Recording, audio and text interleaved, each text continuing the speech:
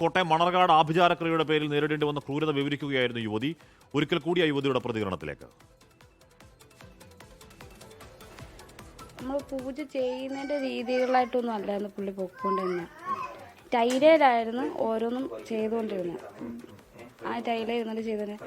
എന്നിട്ട് പുള്ളി ആദ്യം എനിക്ക് ഒരു പട്ട് നീളത്തിൽ കട്ട് ചെയ്തിട്ട് കാലയിൽ ഓരോ കെട്ടിയിട്ട് ചെറുതായിട്ട് കെട്ടിയിട്ട് ഓരോ മന്ത്രങ്ങളും ചൊല്ലിയിട്ടായിരുന്നു പുള്ളി ചെയ്തുകൊണ്ടിരുന്നത്. അത് കഴിഞ്ഞിട്ട് പുള്ളി ഏറ്റവും അവസാനം ആ ദേഹത്ത് ഏതാണ്ട് കയറി കഴിഞ്ഞപ്പോൾ പുള്ളി പറഞ്ഞു ഞാൻ ഏതാണ്ട് ബീഡി വലിച്ച് അങ്ങനെ പറഞ്ഞു. പുള്ളിയെ പറഞ്ഞത് എനിക്ക് അന്ന് ഓർമ്മയൊന്നും ഇല്ലായിരുന്നു. അത് കഴിഞ്ഞപ്പോഴാണ് എനിക്ക് ഓർമ്മ. രാവിലെ 11 മണിക്ക് തുടങ്ങിയ പൂജ 10 മണിയായപ്പോഴാണ് തീർന്നത്. രാത്രി 10 മണി. അങ്ങനെയൊന്നും സംഭവിച്ചിട്ടില്ല. പക്ഷെ അവര് പറഞ്ഞ എൻ്റെ ബീഡി വലിച്ചതിന്റെ പാട് നെറ്റിയെ വന്നത്, തലേ വന്ന. അത് വേറെ എനിക്ക് ഓർമ്മയില്ലായിരുന്നു. പിന്നെ അവര് ഞാൻ എൻ്റെ മദ്യം കണ്ട് ചോദിച്ച് അതെനിക്ക് അവര് തന്നായിരുന്നു, കുടിപ്പിച്ച്. പക്ഷെ അവരുടെ അമ്മയും അച്ഛനുമാണ് ഇതിനെല്ലാത്തിനും കാരണം.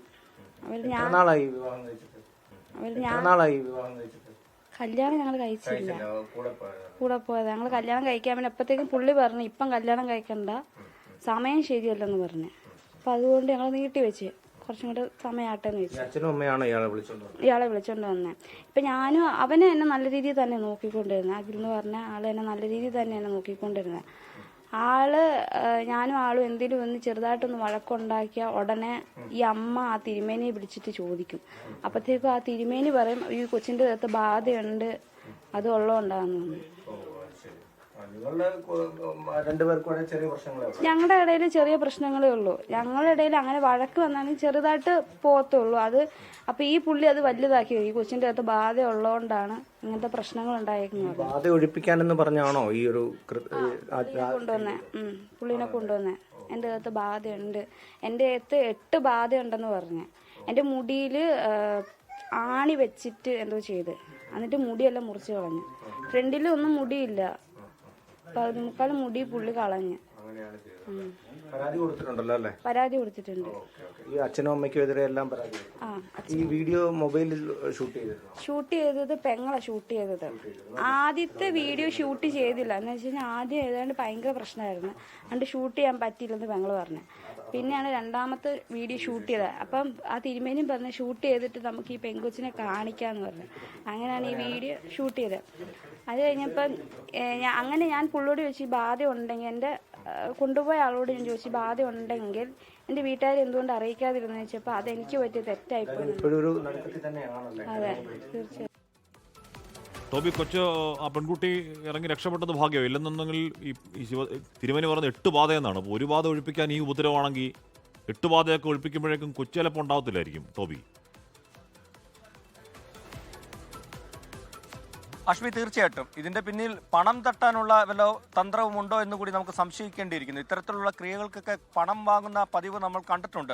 അപ്പോൾ ഈ 8 ബാധ എന്നൊക്കെ പറയുമ്പോൾ ദീർഘവീക്ഷണത്തോടു കൂടി കൂടുതൽ കാശ് തട്ടാനൊക്കെ പ്ലാൻ ചെയ്തിരുന്നെങ്കിൽ വരും ദിവസങ്ങളിൽ ആശ്മി പറഞ്ഞതുപോലെ ഈ കുട്ടി കാണുമോ എന്ന് പോലും നമ്മൾ സംശയിക്കേണ്ടിയിരിക്കുന്നു. അത്രത്തോളം ക്രൂരമായിട്ടുള്ള ചില ഏർപ്പാടുകളാണ് നടക്കുന്നത്. നമ്മൾ നേരത്തെ സൂചിപ്പിച്ചതുപോലെ തന്നെ നമുക്ക് വലിയ വികസനവും വലിയ വിദ്യാഭ്യാസപരമായിട്ടൊക്കെ മുന്നിൽ നിൽക്കുന്നവരെന്നൊക്കെ പറയുമ്പോഴും നമ്മുടെ നാട്ടിൽ ഇത്തരത്തിലുള്ള സംഭവങ്ങൾ അടിക്കടി നടക്കുന്നു. പല സ്ഥലങ്ങളിൽ നമ്മൾ നേരത്തെ പറഞ്ഞ പോലെ നമ്മൾ പത്തനംതിട്ടയിൽ കണ്ട സംഭവം, അങ്ങനെ നിരവധി സ്ഥലങ്ങളിൽ ഇത്തരത്തിലുള്ള പൂജകളും കർപ്പൂരം കയ്യിൽ വെച്ച് കത്തിക്കുന്ന കാര്യങ്ങളൊക്കെ നമ്മൾ കണ്ടിട്ടുണ്ട്. അതിൻ്റെ ഒരു അവസാനത്തെ ഒരു ഉദാഹരണമായിട്ട് നമുക്ക് ഈ ഒരു കേസിനെയും കൂടി കാണാൻ സാധിക്കും. എന്തായാലും ഇതിൽ ഭാഗ്യം കൊണ്ട് ആ കുട്ടി രക്ഷപ്പെട്ടു, ജീവനോടെ ഇന്നുണ്ട് എന്ന് വേണമെങ്കിൽ നമുക്ക് പറയാൻ സാധിക്കും. ഇത് തുടർന്ന് പോയിരുന്നെങ്കിൽ എന്താകുമായിരുന്നു അവസ്ഥ എന്നുള്ള ചോദ്യമാണ് ബാക്കിയാകുന്നത്. 3 പേരെയും എന്തായാലും പോലീസ് അറസ്റ്റ് ചെയ്ത് റിമാൻഡ് ചെയ്തിട്ടുണ്ട്. ഇതിൽ പ്രധാന ഇതിന്റെ ഒരു തന്ത്രം മെനഞ്ഞയാളെന്ന് കണക്ക് കൂട്ടുന്നത് ഈ അഖിലെന്ന് പറയുന്ന ഭർത്താവിന്റെ അമ്മയാണ്. അല്ല ടോബി, ഈ തന്ത്രി ഈ പറയുന്ന എന്താണ് ഈ മന്ത്രവാദി അല്ലെങ്കിൽ ആഭിചാരക്കാരനെ കുറ്റം പറയേണ്ട കാര്യം എന്താ? ഈ അടിമുടി അന്ധവിശ്വാസത്തിൽ മുങ്ങി ജീവിക്കുന്ന ഒരു കുടുംബം എന്നല്ലേ മനസ്സിലാക്കേണ്ടത്? വീട്ടിലൊരു വഴക്കുണ്ടാകുമ്പോഴേക്കും ഇത് വീട്ടിലെവിടെ കിടക്കുന്ന ബാധ കയറിയിട്ട് പ്രശ്നം ഉണ്ടാക്കുന്നതാണ് എന്ന് ആത്മാർത്ഥമായി ചിന്തിച്ചാവുമല്ലോ ഈ ഉടായ്പ തിരുമേനെയൊക്കെ വിളിക്കുന്നുണ്ടാവുക. തീർച്ചയായിട്ടും അശ്വിനി, അതിൽ യാതൊരു സംശയമില്ല. ഇതുപോലെയുള്ള കുടുംബങ്ങൾ ഇപ്പോഴും നമുക്ക് ചുറ്റുമുണ്ട് എന്നുകൂടി നമുക്ക് പറയേണ്ടി വരും. അവരൊക്കെ ഈ വാർത്ത കാണണം എന്നുള്ളത് തന്നെയാണ് നമ്മൾ പറയുന്നത്. കാരണം ഇത്തരത്തിലുള്ള തട്ടിപ്പ് തന്ത്രിമാരെയും മന്ത്രിമാരെയും ഒക്കെ ഈ പൂജക്കാരെയും ഒക്കെ വിളിച്ച് വീട്ടിൽ കയറ്റുമ്പോൾ ഉണ്ടാകുന്ന പ്രശ്നങ്ങളാണ് ഇതെന്നുള്ള കാര്യത്തിൽ യാതൊരു സംശയവുമില്ല. എന്തായാലും 3 പേരെയും അറസ്റ്റ് ചെയ്തിട്ടുണ്ട് നിലവിൽ. അതുമാത്രമല്ല, ഇതിന്റെ പ്രധാനമായിട്ട് ഈ വിഷയത്തിൽ ഏറ്റവും പ്രധാനപ്പെട്ട ഒരു വ്യക്തി എന്ന് പറയുന്നത് ഈ യുവാവിന്റെ മാതാവാണ്. അവർ ഇപ്പോൾ ഒളിവിലാണെന്നുള്ള വിവരമാണ്. അവരെ കണ്ടെത്താൻ വേണ്ടിയുള്ള, അവരെ അറസ്റ്റ് ചെയ്യുമെന്നുള്ള വിവരം തന്നെയാണ് നമുക്ക് ലഭിക്കുന്നത്. കാരണം ഈ അമ്മയാണ് ഇയാളെ ഇവിടേക്ക്, ഈ ആഭിചാരം ചെയ്യുന്നയാളെ ഇവിടേക്ക് കൊണ്ടുവന്നത് എന്നാണ് മനസ്സിലാക്കാൻ കഴിയുന്നത്. അവരെ അറസ്റ്റ് ചെയ്യാനുള്ള നടപടികളിലേക്കും പോലീസ് കടക്കുന്നു എന്നാണ് നമുക്കറിയാൻ കഴിയുന്നത്. നേരത്തെ സൂചിപ്പിച്ചതുപോലെ 8 ബാധ എന്നൊക്കെയാണ് പറഞ്ഞു വെച്ചിരിക്കുന്നത്. അപ്പോൾ എത്രത്തോളമാണ് ഈ ഒരു തലയെ ആണി വെച്ചുള്ള പരിപാടി എന്തായിരുന്നു ടോബി? ആണി അടിക്കാനുള്ള പരിപാടിയൊക്കെ ഉണ്ടായിരിക്കും, ചിലപ്പോൾ അതും ചെയ്യുന്നേ.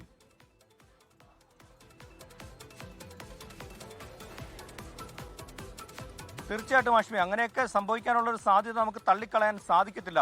കാരണം ഇതൊക്കെ ഇത്തരത്തിലുള്ള കാര്യങ്ങളൊക്കെ ചെയ്യാമെങ്കിൽ അതിലേക്കും പോകാനുള്ള ഒരു സാധ്യത കുറച്ചൊന്നുമല്ല. കാരണം ആ വീട്ടിൽ പോയപ്പോൾ നമുക്ക് മനസ്സിലാക്കാൻ സാധിച്ചതും അവിടുത്തെ ചുറ്റുപാടൊക്കെ നമുക്ക് കണ്ടപ്പോൾ മനസ്സിലാക്കാൻ സാധിച്ചതും അത്തരത്തിലുള്ള ഒരു കുടുംബം തന്നെയാണ് അത് എന്നുള്ള കാര്യത്തിൽ യാതൊരു സംശയവുമില്ല. എന്തായാലും വലിയ പ്രതീക്ഷയോടെയാണ് സ്നേഹിച്ച ആൾക്കൊപ്പം ഈ കുട്ടി ഇറങ്ങിപ്പോയത്. അങ്ങനെ നല്ലൊരു ജീവിതം ഉണ്ടാകുമെന്നുള്ള പ്രതീക്ഷയിൽ അവർ പോയി. പക്ഷേ അവിടെ ചെന്നപ്പോൾ ഉണ്ടായത് ഇത്രയും വലിയൊരു ദുരനുഭവമാണ്. ഇവർ സ്വാഭാവികമായിട്ട് നമുക്കറിയാവുന്ന പോലെ ബന്ധങ്ങൾക്കിടയിൽ ചില പരസ്പര സ്വരച്ചേർച്ചകളൊക്കെ ഉണ്ടാകാറുണ്ട്. അതൊക്കെ പരസ്പരം പറഞ്ഞു തീർത്ത് തങ്ങൾ മുന്നോട്ട് പോവുകയായിരുന്നു എന്നാണ് ആ പെൺകുട്ടി തന്നെ പറയുന്നത്. അപ്പോൾ അത്തരത്തിലുള്ള പ്രശ്നങ്ങൾ, വഴക്കുകൾ ഉണ്ടാകുമ്പോൾ ഈ പെൺകുട്ടിയിൽ ബാധ ബാധിച്ചിരിക്കുകയാണെന്ന് ആ വീട്ടിലെ അമ്മായിയമ്മ പറയുമ്പോൾ അതുണ്ടാക്കുന്ന ഒരു പ്രത്യാഘാതം, അല്ലെങ്കിൽ അങ്ങനെയൊക്കെ ചിന്തിക്കാൻ ഈ കാലത്തും സാധിക്കുന്നുണ്ടോ മനുഷ്യർക്ക് എന്നുള്ളത് തന്നെയാണ് പ്രധാനപ്പെട്ട ചോദ്യം. എന്തായാലും ഈ കേസിൽ പോലീസിന്റെ ഇടപെടൽ നമ്മൾ എടുത്തു പറയേണ്ടതാണ്. മണിക്കൂറുകൾ കൊണ്ട് തന്നെ, ഈ പരാതി വന്ന ഉടൻ തന്നെ ഈ കുട്ടിയെ അവിടെ നിന്ന് രക്ഷിക്കാനും അതുപോലെ തന്നെ അവർക്കെതിരെ നടപടിയെടുക്കാനും പോലീസിന് സാധിച്ചിട്ടുണ്ട്. പക്ഷേ ഈ അമ്മയെ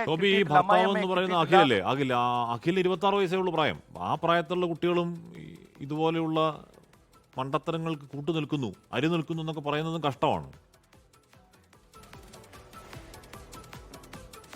ഹാഷ്മി, തീർച്ചയായിട്ടും ഈ പെൺകുട്ടിയോട് സംസാരിച്ചപ്പോൾ ഭർത്താവിന് അങ്ങനെ കുഴപ്പമൊന്നുമില്ലായിരുന്നു. പക്ഷെ അമ്മ പറയുമ്പോൾ അതെങ്ങനെ കേൾക്കാൻ കഴിയാതിരിക്കുമെന്നുള്ള രീതിയിലാണ് നമ്മളോട് സംസാരിച്ചത്. ഒരുപക്ഷെ ഈ മാതാപിതാക്കളുടെ വാക്കുകൾ കേട്ട് ഈ 26 വയസ്സുള്ള യുവാവും അതിന് കൂട്ടുനിൽക്കുന്നു എന്നാണ്, നിന്നു എന്ന് വേണമെങ്കിൽ നമുക്ക് മനസ്സിലാക്കാൻ സാധിക്കും. അതുകൊണ്ടാണ് പോലീസ് അയാളെയും പ്രതി ചേർത്ത് അറസ്റ്റ് ചെയ്തിരിക്കുന്നത്.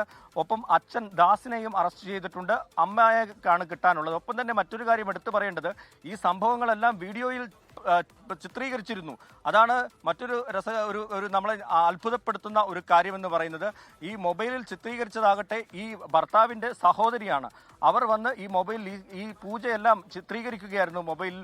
അത് കാണിച്ചു കൊടുക്കാൻ വേണ്ടി, അതായത് ഈ കുട്ടിക്ക് ബോധം വരുമ്പോൾ ഈ കുട്ടിയെ കാണിച്ചു കൊടുത്ത് ഞങ്ങൾ ബാധ ഒഴിപ്പിച്ചു എന്ന് കാണിക്കാൻ വേണ്ടി മൊബൈലിൽ ചിത്രീകരിച്ചതാണെന്നുള്ള വിവരമാണ് നമുക്ക് ലഭിക്കുന്നത്.